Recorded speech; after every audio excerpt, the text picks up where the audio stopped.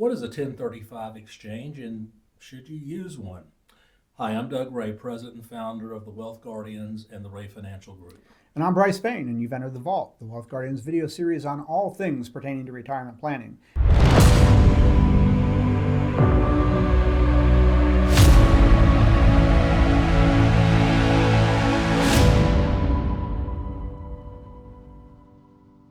In this episode, we're going to go in a deep dive on that mysterious term, 1035 exchange. Now, what isn't mysterious are these like and subscribe buttons down below the screen there. So go ahead and click on those if you want to catch future episodes of The Vault with Doug, Garrett, and myself. All right, Doug, 1035 exchange. This is a new term or an unknown term to a lot of people out there. Yeah, it catches people by surprise. So a Section 1035 exchange should not be confused with a Section 1031. A Section 1035 exchange allows you to change insurance products to another insurance product tax-free. A Section 1031 exchange allows you to exchange real estate properties from one property to another property tax-free. So let me give you an example of a 1035 exchange. Let's say you bought an annuity, put money in an annuity years ago. Interest rates were very low. Well, now you know interest rates are much higher than they were, say, 5, 6, 7 years ago. So you've got this underperforming annuity on your hands. Why not use Section 1035 and just transfer the monies in that annuity that maybe is only earning 1% a year to an annuity that's earning 5% a year? That makes a lot of sense, does it not? Seems like a no-brainer. Absolutely. Here's another situation. Let's say your investment goal has changed. Assume you bought a variable annuity years ago. Now, a variable annuity is an annuity with mutual funds in it. It looks a lot like your 401k. It's also an annuity that has the most fees in it. But thanks to this market, your investment has done really, really well. You've got a nice gain in it. Let's say you put $100,000 in it originally and it's now grown to $200,000.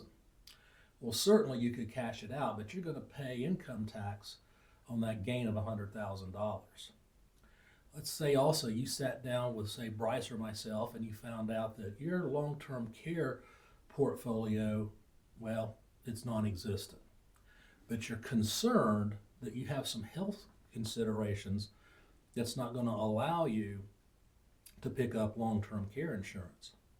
There are annuities out there on the market that have long-term care benefits. Let me give you an example of one.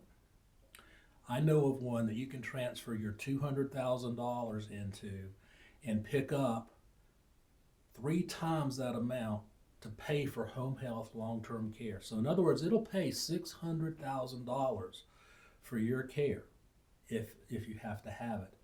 And guess what the beauty of this is? Tax-free? It's tax-free. Those payments are tax-free. You've turned a taxable investment into something that can potentially come to you tax-free. That's a winner. So in a nutshell, somebody might have wanted to do this, but avoids doing it because they think to take that $200,000 out of that original variable annuity, they're going to have to pay taxes on it. So they just never pursue it. They don't want to pay Uncle Sam his due. But you're saying with a 1035 exchange that you can get out of that annuity, move into another insurance product like another annuity with long-term care benefits, Yep. And the whole exchange is tax-free. Perfectly tax-free. Wow. Let's use another example. Let's say you got a life insurance policy. You bought this life insurance policy 20 years ago. And it's a universal life, and it's got some cash value in it, and it's growing at about 4%. Now, you can certainly take that cash value out. You may or may not have to pay tax on it, and you certainly have a death benefit. But let's say you want a 1035 exchange that cash value into a new and improved life insurance policy, a policy that has the ability for you to use that death benefit while you're alive. These are called living benefits. Mm-hmm. So a lot of companies out there will let you take that death benefit if you need to pay for home health or long-term care and use it, all of it or some of it, to pay tax-free those benefits to your provider. Now that's a win-win as well. Absolutely. So we can do this with some but we can't do it with others. Yeah, So talk about that. Let's talk about what policies can be 1035. An annuity to annuity, for certain, that can be 1035. A life insurance to life insurance, that can be 1035. A life insurance to an annuity can be 1035, but an annuity to a life insurance cannot be 1035 exchanged. How about that? All right, so it doesn't work 100% of the time, but most of the time it is something that people aren't aware of that might save them quite a bit of money in taxes or allow them to pursue an insurance opportunity that they thought was out of reach for them. Bryce, that's exactly right. All right, very good. Well, what isn't out of reach for you is these little like and subscribe buttons down below the screen there. You can go ahead and click on those and catch future episodes of The Vault with Doug, Garrett, and myself. As far as this episode, briefing you on what 1035 exchanges are, that's going to wrap it up for this episode. But thank you for joining us. I'm Brice Payne. I'm Doug Ray. And this has been The Vault.